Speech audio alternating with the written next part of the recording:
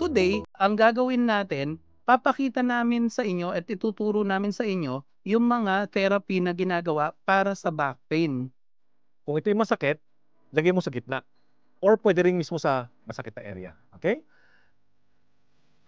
Minsan-minsan, pag nag-stretch ako dito, sir, sumasakit sa kabila. Ibig sabihin kasi, malaki kasi yung slip disc. So, dahan-dahan lang kami.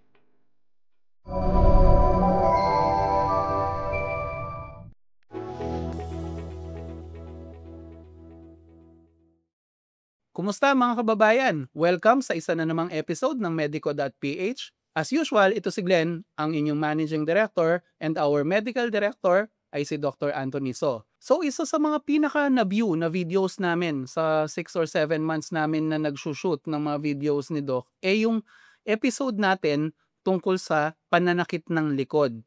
And next to it is yung episode natin sa sciatica, which is connected yung mga yan, di ba po, Doc? Yes, coach. So, marami ring nagko-comment palagi araw-araw, as in multiple times. Ang dami nagko-comment na yan ang complaint nila. Pero marami rin nagko-comment na medyo takot sila magpa-therapy or hindi nila alam yung aasahan nila, and marami takot din sa gastos. So natural lang naman yun, di ba, Doc? Yes. So today, ang gagawin natin, papakita namin sa inyo at ituturo namin sa inyo yung mga therapy na ginagawa para sa back pain. Kasi nakakatulong talaga yan. Take it from me. Pasyente ako ni Doc dati. So, without further ado, magmamagic tayo ng konti at ide-demo na ni Doc kung paano mag-therapy ng masakit sa likod.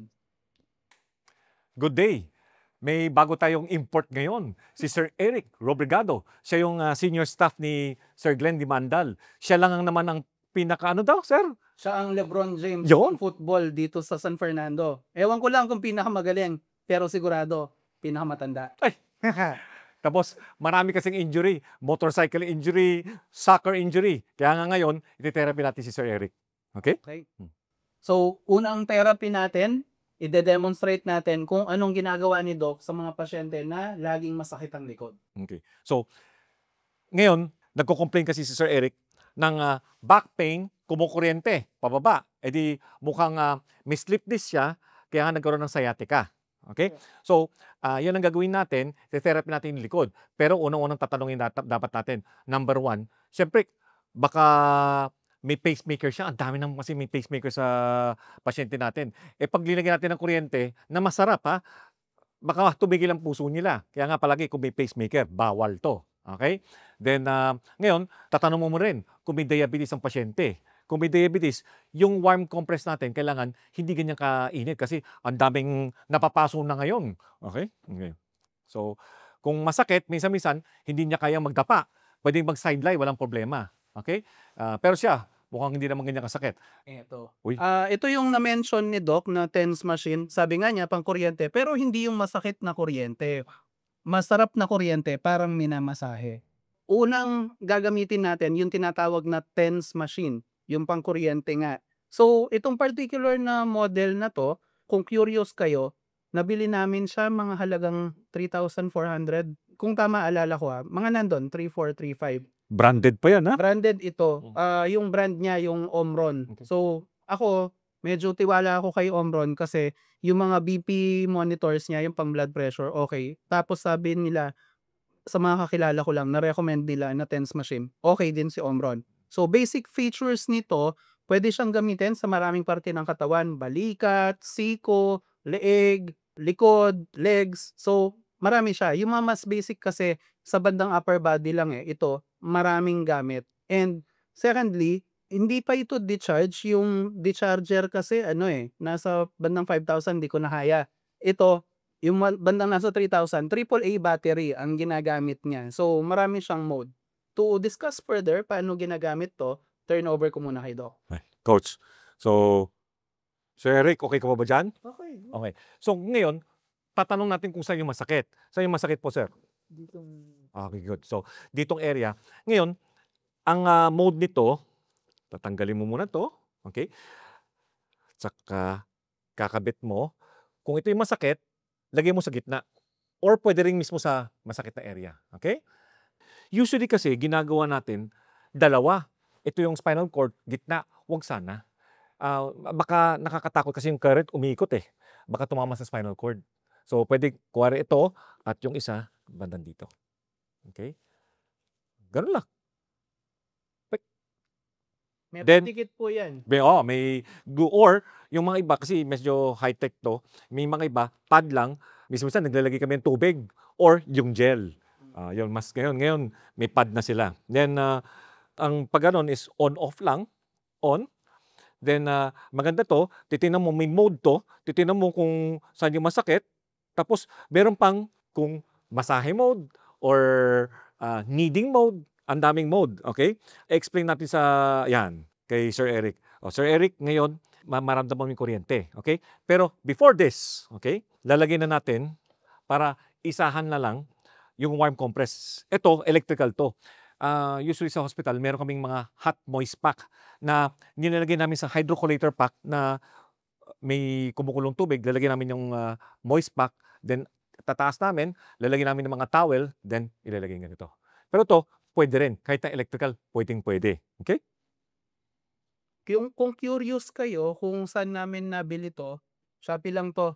Tapos, medyo mas branded ito, Sumo yung brand nito. Again, hindi kami sponsored ng Sumo. I wish na binibigyan nila kaming libre, pero hindi. Nasa 4.2 ito, pero ano, ang kagandahan sa kanya, isasaksak mo lang siya sa wall, hindi ka na magpapakulo ng tubig. And ang claim nila, infrared daw yung technology Yun, ganda ginagamit. yun, So, maganda. mas magpe-penetrate daw sa balat ng tao yung init.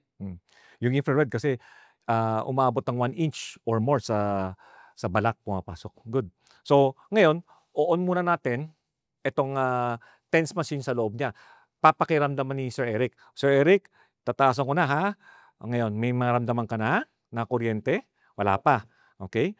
3, wala pa. So, unang-una te-testing mo, manhid pa ba 'to? Manhid. 'Pag manhid po kasi siya, baka taas ka ng taas, hindi niya maramdaman, mapapasok at, oo, kaya nga, so, kung manhid siya, kung talagang masakit na masakit, minsan-minsan gagawin ko, te-testing ko sa sarili ko, number 5 masakit na or 4 comfortable na, lalagay ko sa number 4 sa kanya, okay? So, number 4 na tayo, may naramdaman ka na? Parang wala pa. Wala pa, okey. Ayun. 5, ayan na, Ayan. ayan na, okey. Taasan pa natin? Oo, taasan Taasan pa pa. natin. Op! Yun, yan na-feel ko na. Naalala ko na yung tine-therapy ako dati. Ayan ang sarap na. Harap ka sa audience. Ba't naka Hindi, tignan ko muna kayo dala. Pero nakita ko na ang sarap niya. Okay. Tapos, may minutes. Usually nagagamit 15 to 20 minutes. Okay? So, okay na 'to. Bibigyan namin 'to kay Sir Eric. Ibaba na ko. Bababa natin. Ayan. Oo. Ikaw magbababa. Yan. So, siya yung magbababa at siya yung magtataas. Depende sa pakiramdam niya. Pero sasabihin ko, kung may diabetic siya, sasabihin ko, huwag ka aakit ng 7 ha, kasi masakit na yan ha. Kasi dahil yung kuryente kasi, namamanhid ang tao. So after 5 minutes, hindi mo na nararamdaman. Yan, tataas niya. Sasabihin ko na lang hanggang saan kaya niya. Sabi ko, huwag ka lalabas sa 7. Okay? Then, sasaksakin na namin to. Saka wag po kayong matakot kasi umpisahan naman nila sa 0 yan, Yes. Hindi yung kuryente agad ng gano'n. Tapos yung una niyong mararamdaman parang gumagapang lang ho 'no, sa Tapos likod. parang minamasahe na, parang ginaganon, tiyatak na mabilis. So, ngayon, Sarap talaga. anong lasa? Ay, okay. So, ngayon ito naman, may timer siya, 30 minutes, kung sana makikita, no? Then, yung temperature, 25.5. Maganda, una-una lagay mo sa 40 degrees muna. Then, after that, 45 degrees. Tapos, kung kaya niya hanggang 47 degrees, okay lang. Okay? Pero pag may manhead, naku, wag muna. Babaan ninyo. Okay? Kasi, pag may diabetes kasi siya, kung okay sa akin ng 48 degrees, sa kanya hindi pwede. Kasi yung blood supply nga nila, barado. Barado kasi yung blood supply nila eh. Hindi makalis yung init. Nandoon init, mapapaso. Babaan ninyo. Kuwari ako, kaya ko 48 degrees. Kung may diabetic yung pasyente, 40 degrees na lang. Okay? Then, ang minutes is pareho rin, 15 to 20 minutes or pwedeng umabot ng 30 minutes. Okay? So, naramdaman mo na, sir? Baka sa 20 minutes bulalo na 'tong si Eric ba? Tinataas ko na yung temperature, ha? Bagong-bago to eh. Ang dami kasing iba-ibang mga settings. Okay? So, ayos na. Hindi naman palaging ganito kailangang bumili kayo. So, pwede kayong bumili ng yung red bag lang. tig 100 pesos, 200 pesos, lalagay mo ng tubig. Tapos, babalutan mo ng towel, ilalagay mo, okay na yon.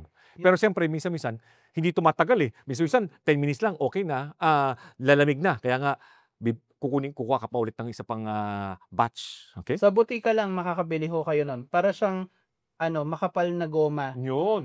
Nilalagyan ng mainit o malamig na Mm. tubig na daw. Oh. Di ba, Sir Eric, bumili ka? Bumili rin ako ng red bag. Mm. Mas okay yung red bag. Oh, red bag. Kaysa bumili ka dong naka-gel. Okay. Yung gel kasi nilalagay sa micro. Microwave, okay? Tapos pag nakaligtaan mo siyang initin, Ilang oras ba ba? Ilang oras sa microwave? minutes lang siya. Ah? Minutes lang siya. Minutes ako sa Wala nangyari. nagtatansyahin siya. Kaya lang ang problema, pag nasobrahan mo, sasabog sa loob ng micro. So, imbis na mag-hot pa ka, maglilinis ka ng micro. O yun ha. So, pag nag-gel daw kayo, bantayan ninyo, baka pumutok yung gel sa loob ng microwave ninyo. Mukha nga mas maganda yung yung bag na ikaw nang maglalagay ng mainit May na tubig. Ingat lang ng konti, Oo. baka mabandihan ka. Okay. Tapos, pwede to side lying. Nakatabi siya. Pero hindi mo pwede siyang ihiga. Na nakapatong ka. Nakapatong, hindi pwede yon. Baka mapasok kayo. Or hindi kayo pwede maglagay ng blanket sa taas. Kasi baka sobrang init naman. Okay? Tapos, syempre, pag nilagay mo yung tubig sa loob ng red water bag, pag hiniga mo yon, puputok yung, mapapaso yung katawan mo. Yun. So, Doc, after po nung mga 15 to 20 minutes na naka-hot pack siya, Mhm. pati TENS, ano na pong susunod? Okay. Then after that, may tinatawag kaming ultrasound. Yung talagang pang baby, kaso lang hindi pwede sa baby kasi ito, nag-i-emit ng sound, nagiging heat. So, pagtanggal namin to, then maglalagay kami ng ultrasound gel, i-ultrasound namin. Okay? Pero pag wala yan, okay lang na wala. Ha? Mas importante itong warm packs, TENS. May nabibili kasing ultrasound sa labas, kaso lang, yung crystal niya hindi ganyan kaganda eh. Sayang din eh. Edi itong warm packs saka TENS lang, pwede na. Okay? Then after that, pinapatraction namin. Hihiga, yung kama, nahihila yon. Medyo mahal to, hindi namin malagay namin mga ilang milyon, 1 milyon yata, para lang sa traction table. So, hihiga, hihiwalay, para ma-relax yung mga muscles ni Sir Eric. Then, after that, papa-exercise natin. Or may mga ibang mga therapists masipag, minamasahe para ma-relax siya. Okay? Pero huwag niyong expect na pupunta kayo sa physical therapy section. Imamasahe kayo all throughout kasi hindi naman kasi sila masahista. Nagmamasahe lang sila ng konti para ma-relax yung muscles mo. Okay? Pwede kayong pumunta sa mga masahista na magaling magmasahe. Huwag lang yung hard sobra. May pumunta nga sa aming pasyente, sobrang hard, napabayad tuloy, nagpa-therapy pa. Okay. Okay. So, yun. Actually, yung therapist ko dati, sinasabi niya lagi yun, nababad trip siya pag Oh. akala ng mga tao, Doc, masahista siya. Sino yun? Shoutout nga pala Ah. kay Ma'am Evelyn Enriquez, Filipina na physical therapist sa Australia na ngayon. So, Yung- shoutout sa kanila. Sapatos baby- namin ha? Sapatos namin ha? So, tsaka sa husband niya, si Sir Jed. Tapos si Sir Ken Perez. Yun, magaling din yan. Nauna na siya sa Australia. Kailan hindi pa bumabalik eh. Mga na yan, might na yung mga yan. Sana padalan tayong Australian dollars. So, dito naman tayo sa exercises. Okay? Mas gusto natin yung Williams flexion exercise 1 to 3. Yung kasi masakit na masakit, hindi na namin pinapapunta sa 4 to 6. In the future na yung 4 to 6. Then, meron ring Mackenzie. Yung Mackenzie kasi yung pag ganito, yung nakadapa, pataas. Mas, in my practice, mas di ko nagagamit yung Mackenzie. Except kung hindi nila kaya itong Williams flexion exercise. Okay? Ang Williams flexion exercise 1, lalagay ng physical therapist yung kamay niya sa baba. Okay? Then, Sir Eric, ipitin mo ito. Ipitin mo. Yan. Parang nag-8-8 siya. Pero dito sa tiyan niya. Ipit ulit. Count ka ng 10 seconds. 3, 4, 5, 6, 7, 8, 9, 10. Relax. So, parang mga around 3 times to 5 times yun. Okay? That's number 1. Para nagagalaw na mobilize. Okay? Then, number 2, baluktot po ito. Yan pala. Okay? Yan. Ito, nai-stretch yung likod niya. Pansin mo? Nai-stretch. Okay? Yan, bibilang siya mga around, una-una, kaya lang yan, 10 seconds hold. Then hanggang maging 15 second hold. That's Williams flexion exercise number 2. Then, alternate yan. Mga tigli 5 beses o 3 beses muna. Okay? Pero ito medyo, may injury kasi sa tuhod eh. So, hindi niya maipit. Okay? Then, Williams flexion exercise number 3, 2. Yan. Pagka medyo maganda na. Okay? Now, Sige, relax. Okay. Now, pag masakit ang likod mo, so kailangan natin may core strengthening. So kailangan natin palakasin yung tiyan natin at palakasin ang likod. Now, ito, ang core nito, ang gagawin natin sit-ups. So ito, baluktot konti. Now, yun, ito, pwede kang nakaganito, then taas mo yung ulo mo, yan. Yan, hanggang abutin mo dito, yung kamay. Ayan, 3, 4, 5, 6, 7, 8, 9. Relax. Mga 10 counts, then after that, mga 3 sessions. Kapag medyo malakas-lakas na siya. Kasi pag pinalakas mo to, mag-form siya ng pressure, positive pressure, para hindi na yung spine mo ang kukuha ng bigat. Kung di, yung hydraulic pressure, di ba? Kaya yung hydraulic pressure na itaas yung kotse? O ito rin, hydraulic pressure para hindi na kailangan yung pressure sa spinal cord natin. Hindi Okay? napipisa yung disc mo, no? Yun. Then kapag medyo malakas-lakas na, lagay mo ganito. Mas mahirap naman yan. Then taas, yan. Then after that, kasi kapag ganun lang, pag natataas yung scapula na to, lumalakas na rin to. Okay? Then after that, pero next time, kung mas malakas na siya, pwede ng full yon. Then third, mas mahirap naman na yan. Yung medyo pang Manny Pacquiao na, no, Doc? Yeah, tas pag gusto mo palang pumayat, gaganon-ganon ka. Obliques. Yan, para lumakas tong... yan, lilitin. Okay? Now, yun ang pampalakas dito. Now, yung pampalakas naman sa likod, ito, baliktad tayo. Dahan-dahan. Dahan-dahan. Okay? Now, ito, lalagay kayo ng unan. Sige, taas natin. Lagyan natin sa likod. Yan, okay, good. Yan, sige. Yan. Then, baba mo muna to, kamay. Yan. Then, dahan-dahan, sana mas malaki pa, para pagka taas mo ng likod mo, sige, taas ng likod, yan, pantay. Kasi pag walang ganito, pag gumanon siya, sobra-sobra, sumasakit ang likod. So at least, pantay lang siya. Okay? Hold siya 10 seconds. Okay na, Sir Eric? Then, talikod naman tayo. Nakakonect kasi sa atin yung hamstrings tsaka quadriceps muscle sa likod. Kailangan natin i-stretch dahan-dahan. Itong quadriceps muscles na to, pwede natin i-stretch dahan-dahan. 3, 4, 5, 6, 7, 8. Kami na magtutulak. Okay? Then, yung isa rin, ganito rin. Then, yung hamstring stretch. Sige, ikot po tayo, Sir Eric. Ganun ang mga exercises. Okay? Saan, Sir Eric, yung kaliwa, no? Kaliwa yung kumukuryente, no? So, ito muna, i-stretch ko to. Okay? I-stretch ko. Hanggang saan kaya lang. Minsan-minsan, pag nag-stretch ako dito, sir, sumasakit sa kabila. Ibig sabihin kasi, malaki kasi yung slip disc. So, dahan-dahan lang kami. Okay?